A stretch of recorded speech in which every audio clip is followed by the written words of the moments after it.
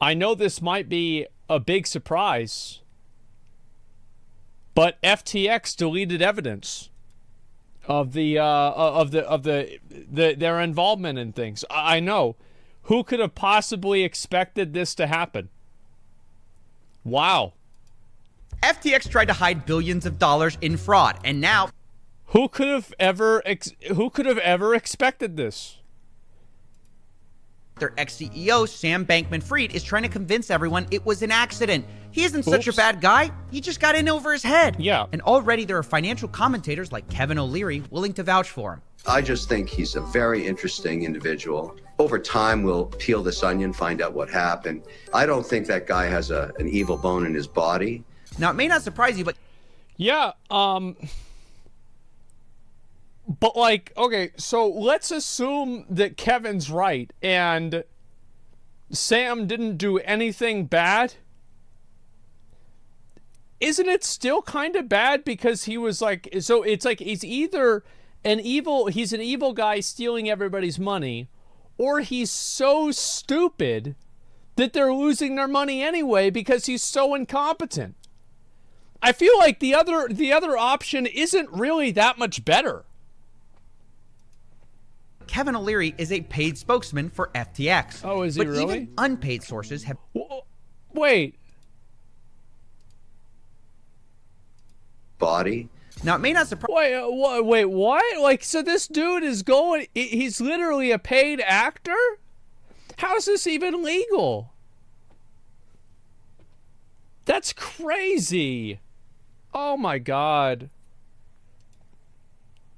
You, but Kevin O'Leary is a paid spokesman for FTX. Yeah. But even unpaid sources have parroted his claims. Take, for instance, the New York Times. They quote SBF saying he was just distracted, and that's why FTX fell apart. Well, he was distracted on making sure that he was going to get everybody's money. He was distracted.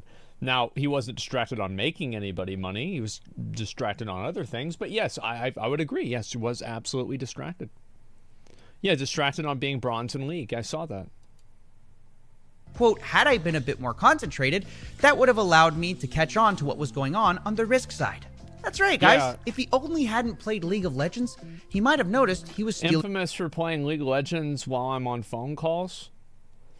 I'm going to just go ahead and let you guys know something. 98% of all verbal interactions that I have while on the computer are happening while I'm playing a video game. Like every single one. It doesn't matter whether I'm talking about like some drama, an OTK thing, anything I'm playing because it helps me focus. Customer money. Now, of course, the New York Times was roasted for their uncritical take on Sam. Oh yeah. They also did another one about like that Caroline girl too, and it was equally as pathetic. It's crazy to me that people. What's so wild is that somebody can see this, that the New York Times publishes something like this, and they go to the website again. Like, how do you do that?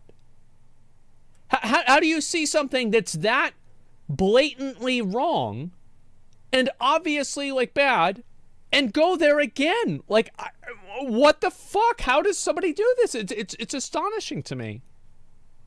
Maybe this is fraud, but maybe not. Quote, I don't want to minimize. I think that it's okay for somebody to say that we are not 100% sure that something is fraud. I think that's totally okay to say that. Now, it can look like fraud. It can appear to be fraud. The evidence can say that it's fraud, but nobody is really 100% certain. It's just varying degrees of 90% plus. The likelihood of intentional fraud and theft, but I want to say that the story of FTX also reads like what would happen if you and a few college friends set up a gigantic international financial exchange. Yeah. Your friends are traders and engineers, not accountants and compliance officers. They're running a huge... No, that's not true, because like anybody who did that would hire the accountants and compliance officers for them. So like if you were actually going to incorporate with something like this, you would hire those people ahead of time. So yeah, I mean, like, they're making a lot of money. They would have done this. And this is the reason why a lot of the actual legitimate companies, they actually pay top accounting firms to audit them. They pay to audit them because paying the accounting firms to audit them on average will result in less money spent than if any discrepancies are found and the IRS does it. So yeah, it's like, this is just like not even true. I don't know why somebody, I do know why. It's because the people reading it are stupid. And so like, they're going to be like, oh yeah, that's true. They're not. Exchange and are too busy for paperwork. They move fast and break things. Now, stories like that, to me, leave me wondering, well, was this fraud at all? Or was it just a couple of college grads who didn't know the value of an accountant? Could be either one, right? And I want to address this, not because anyone in the media specifically believes that Sam isn't a fraudster, besides Kevin O'Leary probably, because of course there are plenty of legal reasons not to explicitly call someone a fraud. But yeah, exactly. I think it's completely fine for somebody to say that it is not certain, because they're right. It is not certain. It's very close to that, but it's not certain. Still think it's relevant to address these ideas and narratives either way, because you can be certain this is going to be SBF's defense. He may have been dumb, he may have been negligent, he may have made some mistakes, but he's a good guy. He isn't a criminal. Yeah. He already came out and said it once. I effed up twice. But instead of mentioning fraud, he says it's because of poor internal labeling that FTX fell apart, which I mislabel things all the time. Yeah, and sure. in a way, that's a compelling, simple explanation. Don't attribute to malice what you can attribute to stupidity. Or in this case, don't attribute to fraud what you can attribute to a polycule of 20-year-olds in the Bahamas getting in over their heads. That is basically... I think that whenever personal gain and coincidence converge, it is rarely a coincidence. Yes, obviously, there are times whenever a person can do something and fuck something up, and they didn't try to do this, and it's okay. But the odds are, whenever somebody shortchanges you, it was on purpose. Now, it doesn't mean that you have to treat them like it was on purpose, right? It's like, just, you know, you just solve it. It's like, okay, that's fine. Just fucking move on. But like, I'll tell you one thing, like, if I ever did business with somebody and they didn't pay me the amount of money they said they were going to pay me, I wouldn't do it again. Doesn't mean I try to take them to court. It's probably not worth it. But yeah, you just, don't do that. What he wants you to believe. Yeah, and so I'm here to answer that question. Could it possibly be that FTX is just a story of negligence? Well, the short answer is, even if yes, then they should still go to jail, because negligence isn't an excuse. Negligence is not like, oh, oops, we messed up, we're not in trouble anymore. This is, I mean, it's like, it's not how it works. Is no. And the long answer is hell no. Since FTX unraveled, I've been speaking to Alameda insiders, FTX insiders, even people who called out FTX months ago, like short seller Mark Cohodes. And the one thing I'm positive of after all of it is that Sam is probably the greatest con man of our generation. All right. The only real question I have is, why did it take us so long to find this out? Now, as I share... I'll tell you why. It's because anybody who leveled any type of criticism at anything crypto-related, all of the people inside of that space that were frauds were insulated by an army of stupid, naive, late teenager 20-somethings with nothing going for them, but they think that they're going to be the next billionaire, that are trying to defend these guys. That's why. It's because a bunch of other stupid fucking people defended anything that they did. The evidence that supports this claim, bear in mind, compiling a complete post-mortem on FTX is admittingly difficult. A paper shredder leaves behind better evidence than Sam Bankman fraud. Sorry, I mean Freed. Well, not freed for long. He's going to probably be in jail soon. But until that sweet day arrives, just understand that I don't have the full story yet. Nobody does. Even the people who have full access to the back-end evidence are still puzzled. In fact, the main person tasked with handling the FTX bankruptcy process also handled Enron, which is the definition of complicated corporate fraud. So you'd think it'd be no big deal, right? Nope. FTX is worse than Enron. Quote, never in my career have I seen such a complete failure of corporate controls. I have doubts that the failure was not intentional. Yeah, I think that this, oh man, everything's messed up. Yeah. Damn. That sucks. Not only that, he says that everything he got from SBF in the way of evidence, he has, quote, no confidence in, which, isn't great. Yeah, it's this not is very probably telling. because A, Sam has lied, and B, it sounds like everything in his empire was a mess. Allegedly, FTX was approving expenses with, quote, personalized emojis, and that Sam was communicating with disappearing messages that were set to auto-delete after, quote, a short period of vanish mode. time. Yeah, that's Not only smart. that, Sam encouraged employees to do the same. Yeah, So, that's very smart because you want to delete all the evidence. You don't want people to have any sort of a paper trail at all. Yeah, there's things like Snapchat, Instagram has this. Now, I think that the government requires them to actually have everything on file for like a certain period of time, like the last 30 days or something like this. But other than that, yeah, it actually is deleted. understand that we don't have a full picture of what happened yet, in part because, well, they deliberately avoided leaving one. Right. And I would actually point to this as the first 2 piece years. of evidence of fraud. You don't show up to the scene of a crime with billions missing and find out all the evidence is destroyed and say, oh, Oops. darn, maybe they accidentally torched it. No, Yeah. that in of itself is suspicious. And deleting your text messages and encouraging your employees to do the same, that just screams that you're hiding something. But even though they didn't leave us much to go, I think that deleting text messages and things like this, like obviously, the thing is that you can't look at that one point on the graph and say, because of this one point on the graph, this means that it's fraud 100% and these people are trying to deceive other people. You can't like go one-to-one with that. But, I mean, we don't have only one point on the graph. There's like 30, it seems. there's still tons of convergence of breadcrumbs multiple that points. lead Yes, us to exactly. the same conclusion. For example, take the corporate structure of FTX and all their subsidiaries. We've talked about this. It's incredibly complicated. Okay. But I'm supposed to believe that the guy who set this up is the same guy who didn't know it was wrong for him to take from one company and steal it. Isn't this the same guy whose parents are both compliance lawyers, sticklers for the rules? Well, that's how he knows how to get around it. This is what I learned whenever I started playing Magic the Gathering. My friend Jason would always bend the fucking rules, but because he knew them better than everybody else, nobody could call him out on it. And I was like, well, he keeps winning because he just keeps fucking, because he knows the rules so well, he can twist everything in his favor. Yeah, of course. You're telling me that guy doesn't understand what basic fraud is? Incidentally, this is actually why Kevin O'Leary thought this was such a safe bet. I'm a paid spokesperson to FTX and a shareholder there too, and big advocate for Sam because he has two parents that are compliance lawyers. If there's ever a place I could be that I'm not going to get in trouble, it's going to be at FTX. Yikes. Yeah. And yet, even after being defrauded, Yeah, it seems Kevin that way. says given the chance, he'd bet on Sam again.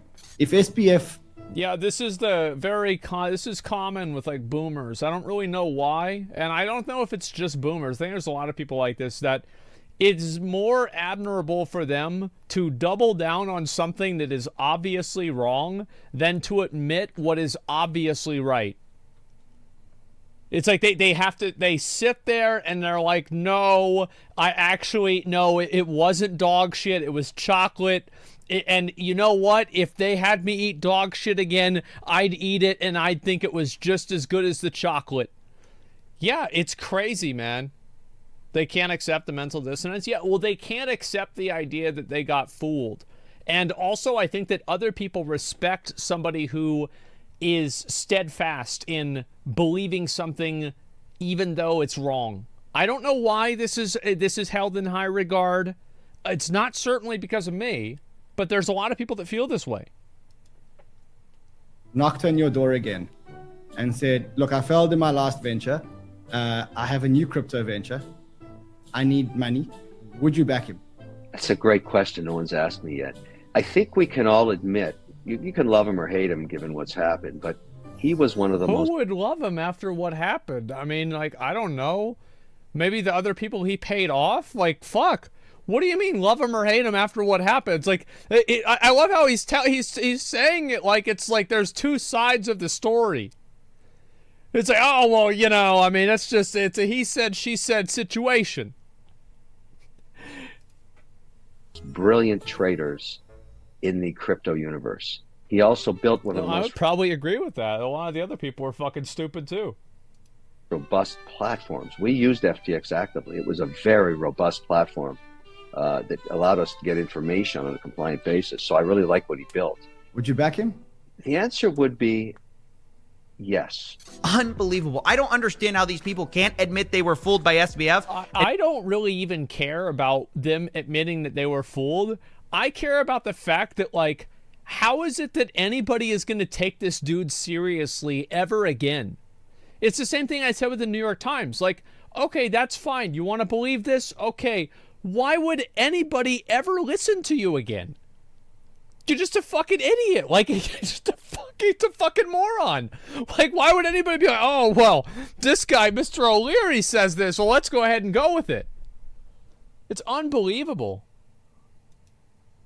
Just end up making fools of themselves. Jesus. Now, there's another part of this story I want to talk about, which was, of course, the revelation that FTX, the exchange, and Alameda Research, the trading firm, were actually sharing customer funds. And there's been some talk of, well, maybe this was just a lack of compliance or accounting.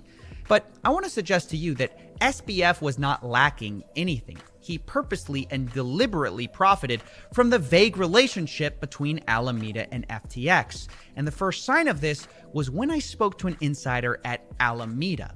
He told me that they would often use insider knowledge of the coins that were going to be listed on FTX, and then they would go buy those coins up, knowing that it would pump in price when it was finally listed. In other words, who could have ever expected this?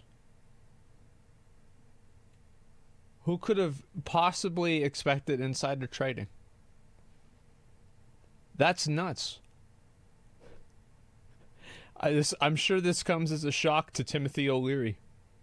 He'd be like, wow, I would have never thought Sam would do that. Oh, I mean, you know, love him or hate him, you know, he does some pretty crazy things, you know? words, an easy profit could be made.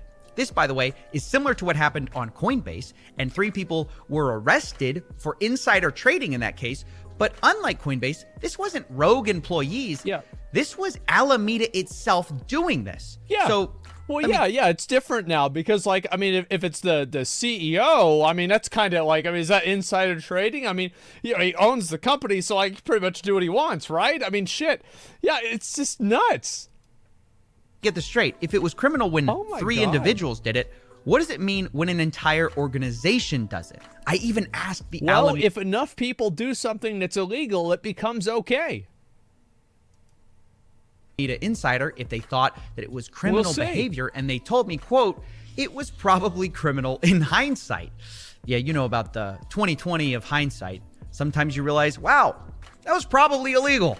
Now, Yeah. this insider Oops. evidence is actually further validated by public reports that Alameda Research amassed swaths of tokens ahead of FTX saying it would list them, according to an analysis of public blockchain data. This is I just, like, I wonder what the people who invested in these people actually, like, how could anybody not expect this to happen? Like, remember what I was saying about, like, if I actually went into crypto back in the day, I'd be in jail? Yeah, I'd be doing this. 100%. Because you want to buy it ahead of time. That way, whenever, you list it up there, everybody else is going to make you're going to make a bunch of money.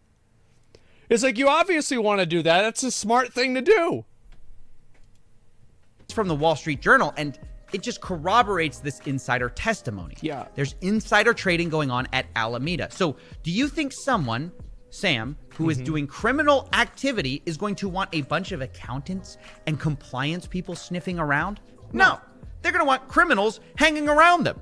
So with that Well, said, the other reason why you want criminals doing it is so you can use them as scapegoats. You want to have people that do illegal things. That way, whenever they get caught, you can distance yourself from them and then use plausible deniability that other bad things that happen in the future were also because of them. So you always want to have somebody that you can blame shit on. And completely unrelated, guess who FTX chose as their chief regulatory officer? This guy, Dan Friedberg. Now, Dan's past is very important because he used to work for ultimatebet.com. Wow. Who could have guessed? What a surprise. Ultimate Bet, a poker site which got in a lot of trouble and has a very shady past for reasons we've explained before. Yeah.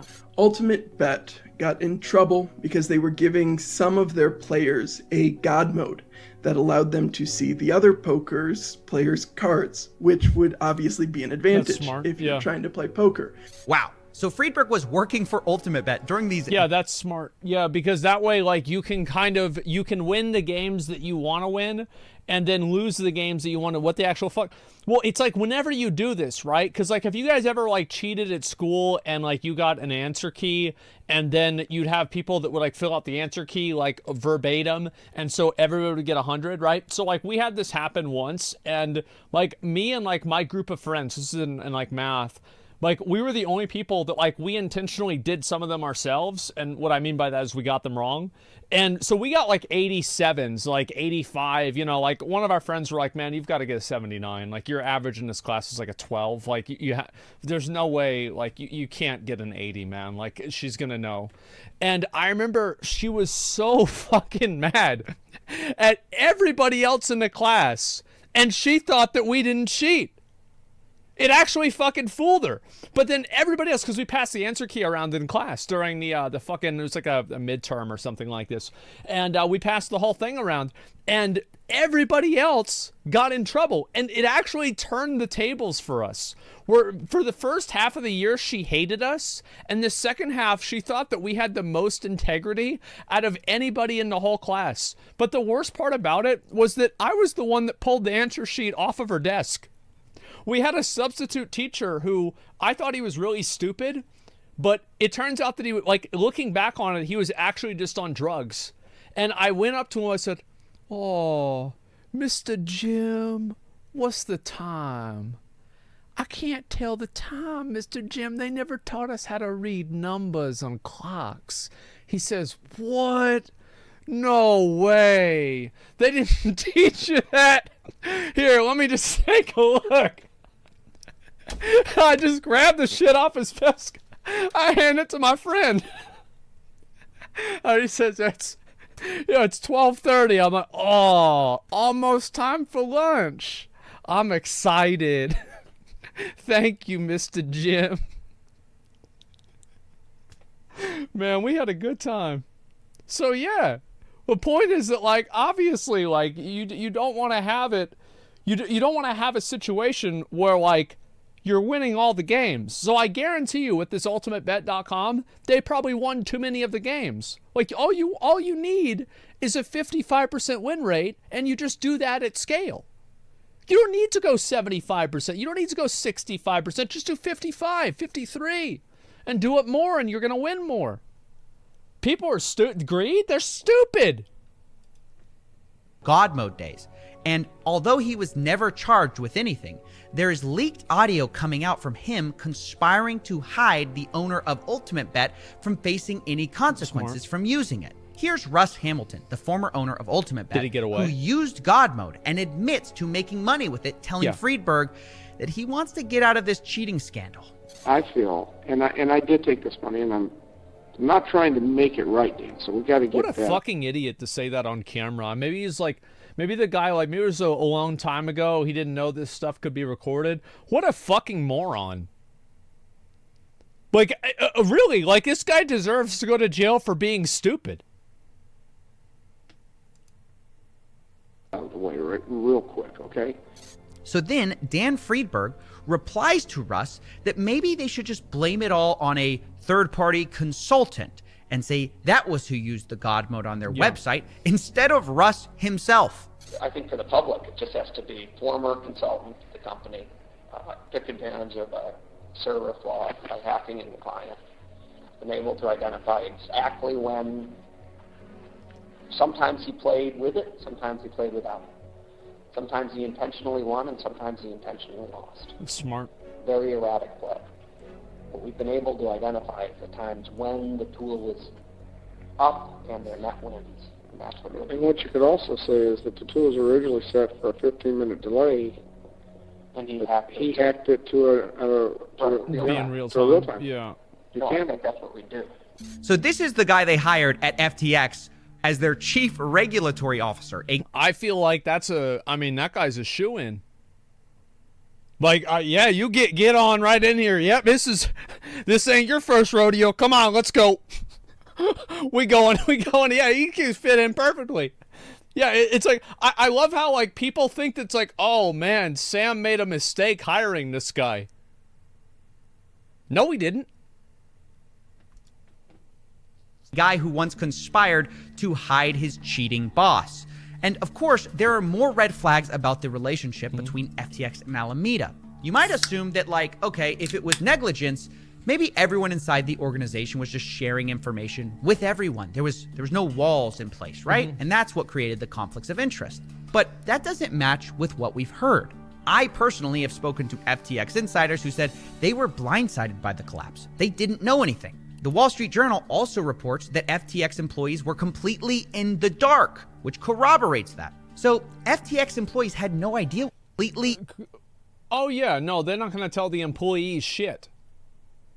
No, I believe this. No, I do believe this, because you think about it, right? So the amount of people that you have involved with any sort of a situation, that multiplies the amount, it's like having a chain with multiple links. Like, if you have a chain, there's only like 3 links to the chain. It's going to be pretty hard for that chain to get fucking broken if all the links are strong. But you put 50 links on there, and you might have a weak link. So, yeah, I believe this. In the dark, which corroborates that. So Doing 25 man, FTX employees yeah, had doing no 40 idea man what raid was instead going of on a at 10 man. Alameda. Yeah. Meanwhile, the Alameda employees, on the other hand, knew exactly what was going on at FTX. They had back-end access. So this relationship wasn't uncontrolled, it was one-sided. Back to the God mode analogy, it was almost as if they specifically set up their crypto exchange to be pilfered by their traders without anyone knowing. Exactly. Almost like they had a back door. Oh yeah, they did end up building a back door. I forgot. Their CTO built a back door to avoid triggering red flags. That's See, smart. it's hard to call things like this accidents or negligence. It's literally designed to be hidden. Alameda had a one-way window into FTX to steal whatever they wanted from client funds, and I do mean steal, not misappropriate, not negligently lose, steal. But unbelievably, the way it's quoted in like the New York Times, you'd think this was some kind of loan they took out. Accumulated a large margin position on FTX, meaning it had borrowed funds, right? Yes, of course. Margin position, it's called. But we know now it wasn't a margin position. Alameda apparently had a secret exemption from certain aspects of FTX.com's auto liquidation protocol, according to their new CEO. It's very So convenient. this large margin position isn't a margin position at all, because they could never be liquidated. And I'm sure Dan Friedberg might be somewhere on a call trying to figure out how to blame a rogue employee on this secret exemption. But let's be honest with ourselves. Alameda knew what they were doing was criminal. That's why they call it a secret exemption. And they were even willing to lie about it to keep it a secret. Yeah, of course, right? I mean, I think like the most damning piece of evidence here is that they tried to hide it. Why would you try to hide something like this? Yeah, I mean, like that to me, it's like, oh, okay. Well, there we go. It's obvious. Because like you're effectively, it's like you're playing yourself. Alameda CEO, Caroline Ellison, denied special access to Bloomberg News, saying, "We definitely have a Chinese wall in terms of information sharing to ensure that no one at Alameda would get customer information from FTX or any sort of special treatment from FTX." But obviously, this was a lie. Here's Sam Bankman-Fried lying too. Quote, Alameda is a wholly separate entity. Well, we know that isn't true either. Looking back, it was obvious because even when you'd wire them money to FTX, the international wiring instructions were to Alameda Research. Not exactly separate. And so after finding all of this out, I spoke to Mark Cahotis, who called out SBF as a fraud much earlier than almost anyone else. And I asked him his thoughts, and he said this was all obvious a mile away. I knew something was wrong a year ago because everything this guy said, and you can play all his interviews back, nothing added up. You know, nothing added up. If people ask me a question, I will give them an answer or say, I don't know. I won't talk in a figure eight. You know, I won't answer a question with a non-answer. Well, it's because people think that it's not a non-answer because they don't know what they're talking about whenever they interview him. Most of the people that are interviewing him don't know what the fuck is going on. So whenever they're talking to this guy, they don't know that they don't know where to catch him because they don't know where he's going. Guys, he understands it better than they do. So to them, he's not talking in a figure eight. And then the people that call him out are just, they're just haters on crypto and they need to do more research and they'll understand it. Again and again and again, nothing this guy said has ever made a lick of sense. And if he would have it doesn't have to. That's the thing, is that actually, this is what's funny about it, is that the less sense it makes, the better it is for people that are stupid. Because if you say a bunch of stuff that doesn't make any sense to a dumb person, and the dumb person thinks you're smart, they're going to think you're so smart that they can't even understand what you're saying.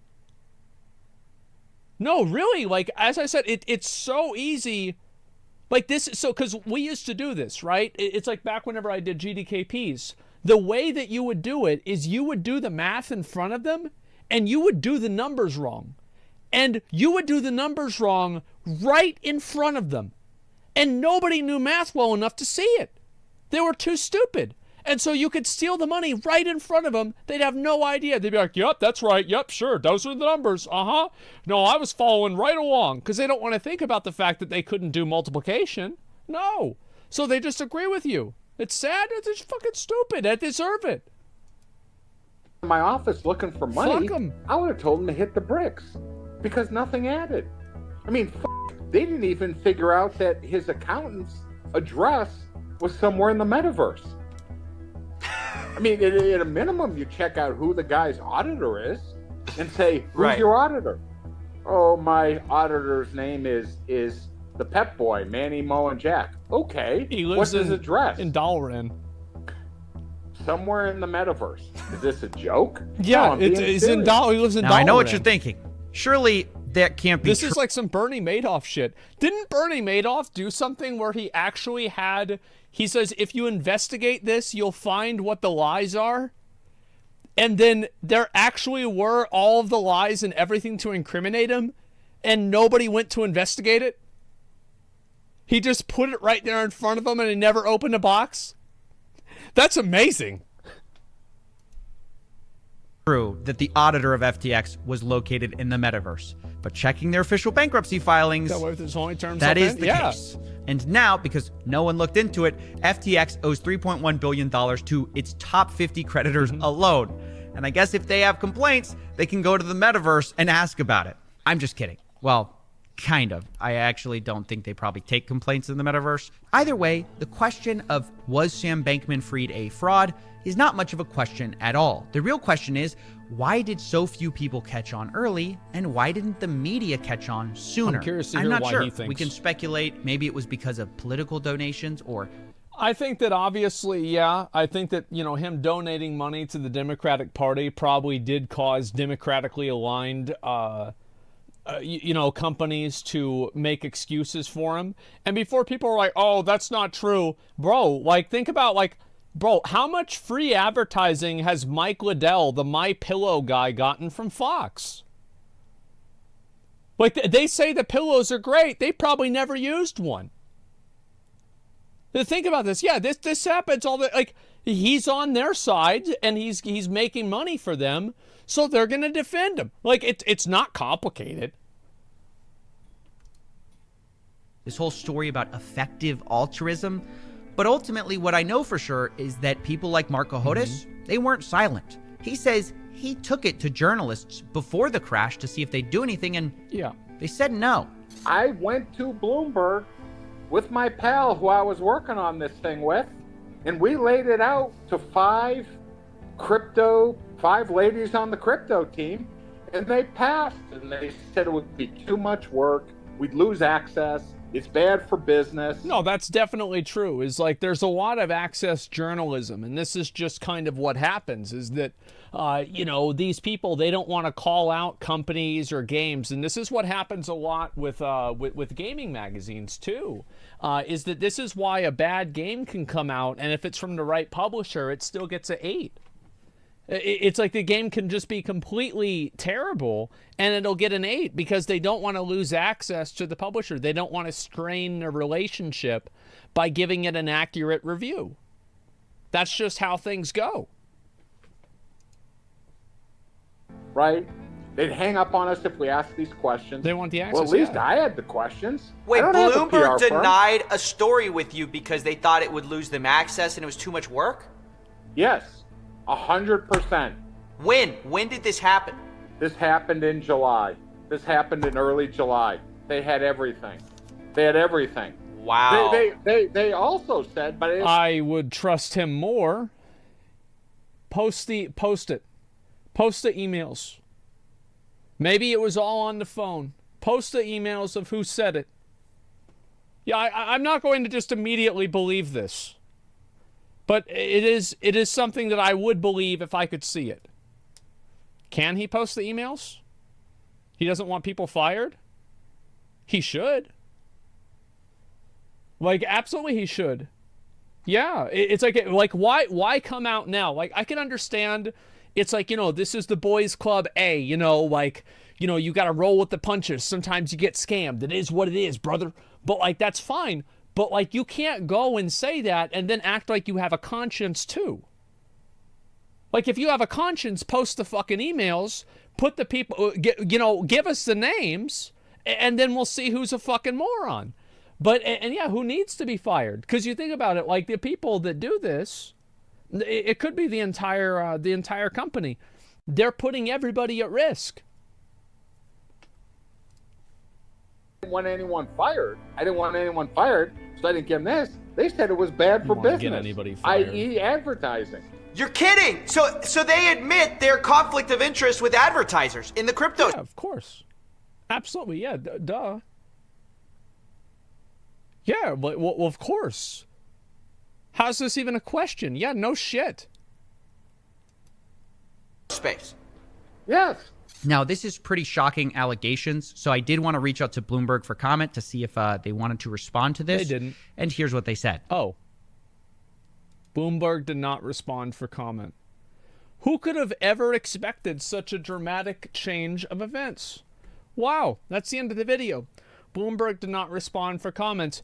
And the worst thing about it, I will say for the 3rd time on this video, why is it that these institutions of authority still exist? Why is it that any single human being on the planet gives it any credibility whatsoever? That's what the problem is. Because the truth is, like, if nobody paid attention to Bloomberg, then Bloomberg wouldn't matter. If nobody paid attention to New York Times would go out of business, everybody to get fired, and then that'd be it.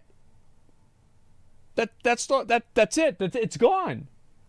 So it's like, I don't understand how stupid people are to continue thinking, oh, well, maybe it's not. This is something that I've learned, is that, have you guys ever had a time where you read an article and it's about something that you know very well, and you read the article and you notice like a half a dozen inconsistencies in the article, or like, inaccurate information? All the time. Yeah, anytime that you know a topic very well, you'll see inaccuracies.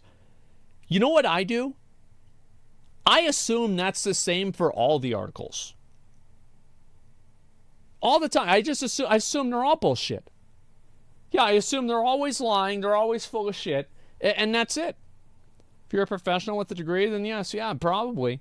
There's no journalism anymore. There's activism, not journalism. And I don't think this is not activism or journalism. This is just corporatism. It's one corporation protecting another one. That's all there is to it. It's because they make money from FTX, and FTX advertises on their platform. So they're not going to run they're not going to run a fucking story about how FTX could be a scam. Duh. What are you, fucking stupid? Of course they're not going to do that. What's crazy to me is that people just let it happen. How the fuck does anybody just let this shit happen? We're very lucky to have CoffeeZilla. He's been making very good videos on this type of topic for the better part of 2 years now, I'm pretty sure. So make sure to give him a sub, give the video a like. It's number 24 on trending. Hopefully it'll go up even higher than that. More people need to see this. It's amazing. I love seeing this because, like, I know that there's a bunch of dumb people that told me that I was stupid for not believing in this stuff. And now they lost all their money. And that's funny to me. I think that is so fucking funny. Maybe now, maybe next time, they'll think for themselves. Have you watched the Harry Potter show? No, I haven't yet. You don't get it? Web3 is the future. Yep, that's right. You got the last laugh? Yeah, fuck them. That's the way it goes.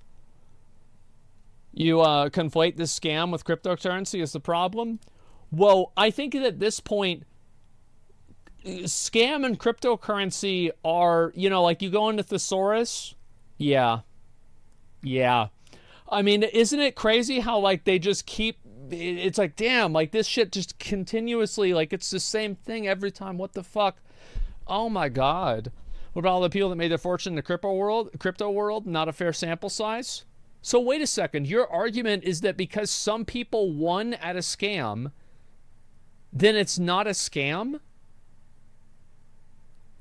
What are you talking about? Of course there's going to be some people that make money off of it. That's the way it works.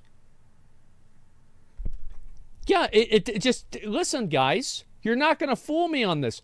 If you want to invest your money on this kind of shit, go ahead. I will laugh my ass off whenever you lose all of it. It'll be hilarious to me. Fried chat. Yeah, how do you think casinos work? Yeah, there are people that win in casinos.